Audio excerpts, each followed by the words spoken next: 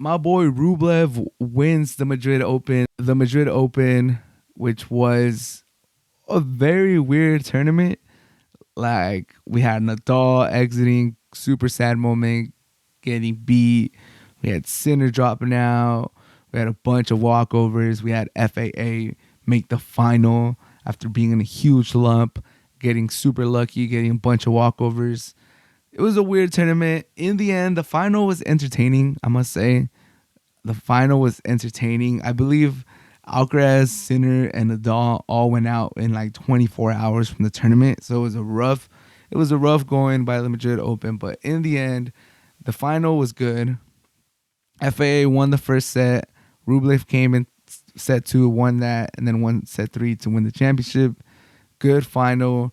Rublev showed composure after having some meltdowns earlier this year. Even just like a month ago, he had some meltdowns.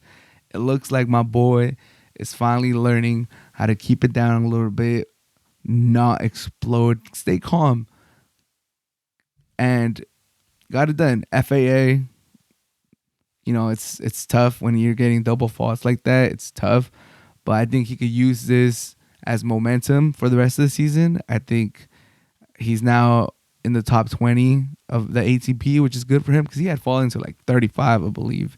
And he was once a top 10, like just like a year and a half ago.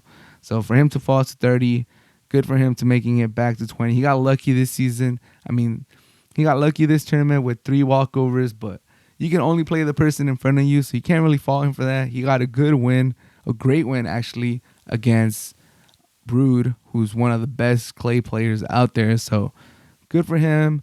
Competitive final. He looked pretty good. He had some good strokes in there, so his forehand looked a little better. His serve is still a little iffy, but overall, I think it was a good weekend for FAA. But super happy for Rublev. He's back up to number 6 in the world. There's a lot of uncertainty going into Roland Garros. How, like, Nadal, the main horse, obviously the main topic, is hurt.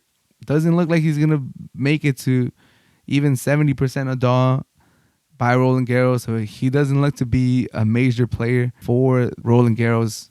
We'll see. Djokovic hasn't really been playing. It hasn't been his season. He hasn't won any titles this season. Sinner is uncertain for Roland Garros. Alcaraz is also uncertain for Roland Garros after dropping out of Rome.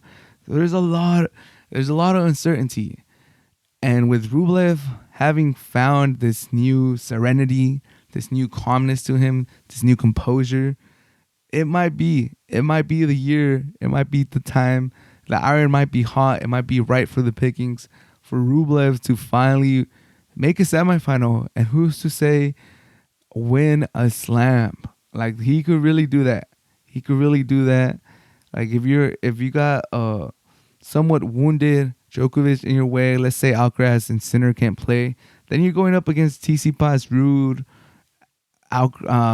Zverev, Medvedev.